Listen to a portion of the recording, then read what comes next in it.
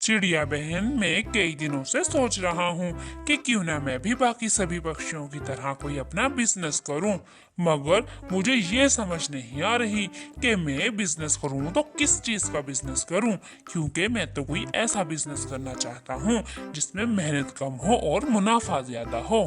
कालू भाई, अगर आप मेरी माने तो आप आइसक्रीम बेचना शुरू कर दें, क्योंकि इन गर्मियों के मौसम में तो छोटे बड़े सभी शौक से आइसक्रीम खाते हैं। और वैसे भी हमारे जंगल में कोई भी आइसक्रीम नहीं बेचता। यूं आपका कारोबार बहुत बढ़िया चलेगा। बहुत खूब चिड़िया बहन, बहुत खूब। आपने तो मेरी परेशानी ही दूर कर दी। आपका ये मशवरा मुझे बहुत अच्छा लगा है। मैं इसी पर ही अमल करता हूँ। मैं आज ही जाता हूँ शहर और आइसक्रीम बनाने वाला सारा जरूरी सामान ले आता हूँ और सुबह से ही मैं आइसक्रीम बनाकर बेचना शुरू कर दूंगा। ठीक है चिड़िया बहन, फिर मुलाकात होगी। अब मैं चलता हूँ। कालू कौवा बहुत खुश था और फिर यूं वो वहां से आइसक्रीम का सामान खरीदने के लिए शहर की तरफ रवाना हो जाता है। अगले ही दिन कालू कौवा आइसक्रीम का ठेला अपने जंगल में लगा लेता है। आइसक्रीम लो, ठंडी ठंडी आइसक्रीम लो, कालू चाचा की आइसक्रीम लो, एक बार खाओगे बार बार आओगे। यूं कालू कौवा अपनी आइसक्रीम बेचने के लिए आवाज लगा रहा था। जंगल के छोटे पक्षी जैसे ही कालू की आवाज सुनते हैं, वो उसके ठेले पर आ पहुंचते हैं। फिर कालू कौवा सभी छोटे पक्षियों को 10-10 रुपए में आइसक्रीम उन्हें खाने के लिए देता है। इस तरह कालू कौवा पहले ही दिन अच्छे खासे पैसे कमा लेता है। भला हो चिड़िया बहन का, जिन्होंने मुझे ये आइसक्रीम बेचने का मशवरा दिया। आज मैं बहुत ज्यादा खुश हूँ, क्योंकि मेरे हाथ में मेरी मेहनत का मुआवजा जो है। फिर कालू कौवा अपने दिन भर की सारी कमाई को इकट्ठा करके अपने घर ले आता है और घर लाकर अपनी बीवी गोरी कौवे को दे देता है। गोरी, ये मेरे आज के दिन भर की कमाई है, इसे तुमने जाकर संभाल कर रख दो। कालू जी, बस इतनी सी रकम? ये पैसे तो मुझे बहुत थोड़े लग रहे हैं कि आपने दिन भर में बस इतना सा ही कमाया है क्या? हाँ गोरी, बस यही पैसे हैं, क्योंकि मैंने एक आइसक्रीम 10 रुपए में जो बेची थी, 10 रुपए के हिसाब से बस इतने ही पैसे बनते हैं। वाह रे ऊपर वाले, कैसा शोहर दिया है मुझे, जिससे अपना दिमाग इस्तेमाल भी करना नहीं आता। क्यों, क्या हुआ गोरी? तुम मेरे बारे में ऐसा क्यों बोल रही हो? जरा कालू जी, मुझे ये तो बताइए, जो ख्वाब आपने और मैंने देखे हैं वो कैसे पूरे होंगे? ये 10-10 रुपए की आइसक्रीम बेचकर तो पूरे होने से रहे। गोरी, फिर तुम ही बताओ मुझे कि मैं क्या करूं। कालू जी, सुबह से आप एक आइसक्रीम को 30 रुपए में बेचिएगा। आप अकेले ही हो जो इस जंगल में आइसक्रीम बेचने का कारोबार करते हो, और जंगल के पक्षी मजबूरन आपसे 30 रुपए में एक आइसक्रीम खरीद लिया करेंगे।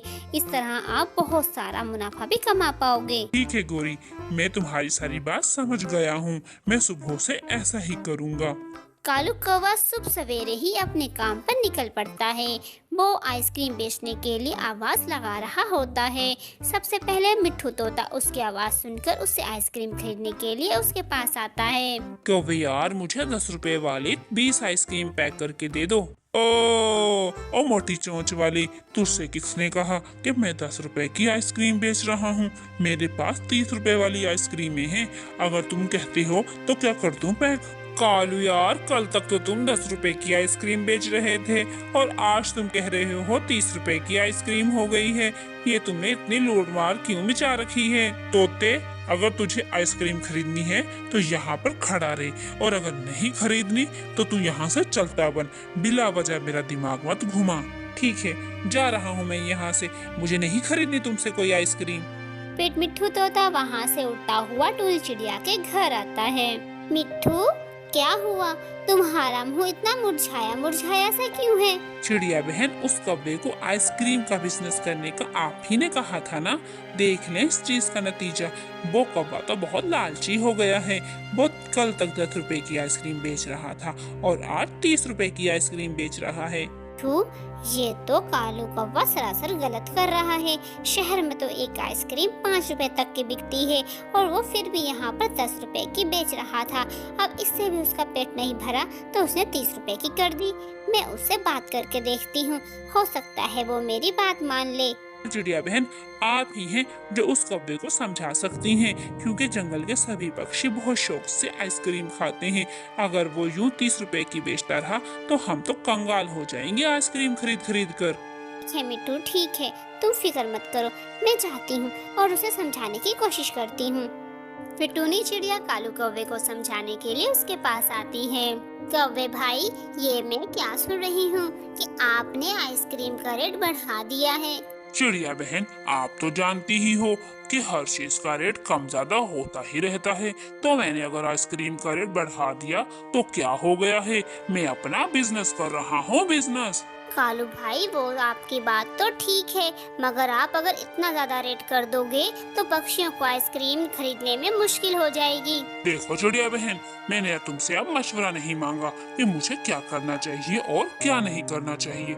देखो, मुझे मेरा काम करने दो और तुम यहाँ से जाओ, मेरा सर ना खाओ। फिर टूनी चिड़िया मायूस होकर वहाँ से चली जाती है। अगले दिन जब कालू कौवा आइसक्रीम बेचने के लिए आता है तो वो देखता है कि टूनी चिड़िया ने भी आइसक्रीम का ठेला लगा रखा है और तमाम पक्षी उसी से है आइसक्रीम खरीद रहे हैं। जंगल के किसी भी पक्षी ने कालू कौवे से आइसक्रीम नहीं खरीदी। यूं कालू कौवा दिन भर में एक आइसक्रीम भी न बेच पाया और वो मायूस होकर अपने घर लौट आता है। कालू, क्या हुआ है? तुम्हारे मुंह पर 12 क्यों बजे हुए हैं? और हाँ, आज की कमाई कहाँ है जो तुमने मुझे लाकर नहीं दी? गोरी, भूल जाओ कि आज के बाद मैं तुम्हें कोई पैसे ला कर दूंगा, क्योंकि मैं तो अपने काम से हाथ धो बैठा हूँ। मेरी ही गलती है जो मैं तुम्हारी बातों में आ गया था और अपने बने बनाए सारे काम पर पानी फेर दिया। अच्छा भला मैं अपना बिजनेस कर रहा था, मगर मैंने सब गवा दिया। इसके बाद कालू और गोरी को एहसास हो जाता है कि कैसे ज्यादा लालच के चक्कर में वो अपने कारोबार से हाथ धो बैठे।